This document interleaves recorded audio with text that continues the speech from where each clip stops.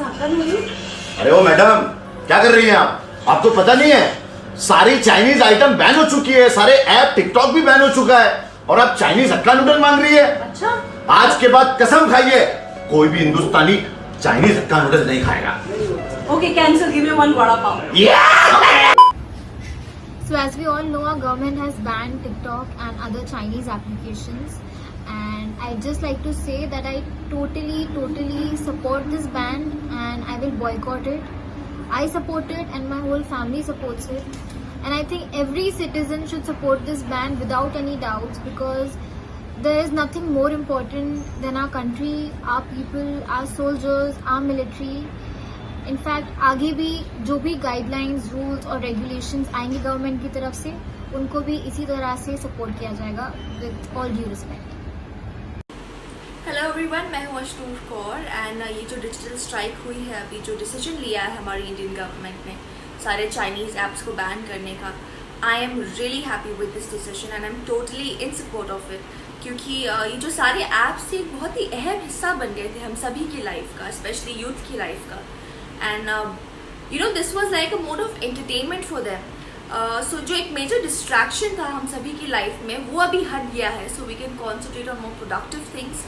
हम Indian apps use कर सकते हैं, उनको एक जरिया बना सकते हैं हमारी एंटरटेनमेंट के लिए, जैसे हम बाकी सारे चाइनीज़ ऐप्स यूज़ करते थे.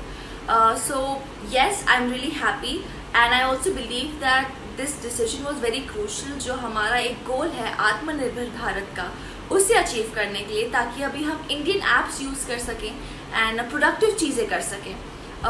Also yes, as actors your fans expect you to be active on all the platforms. तो कभी कभार मैं भी टिकटॉक्स बनाती थी फ़न के लिए, लेकिन जब से इंडिया चाइना का हुआ है तब से I have been avoiding it, and now that this decision has been taken, I am totally gonna oblige to it, I'm totally gonna follow it, and I want to encourage all of you as well to please follow it. And really proud to be an Indian citizen. Your country comes first, India comes first, and really proud of this decision taken by the government. Jai.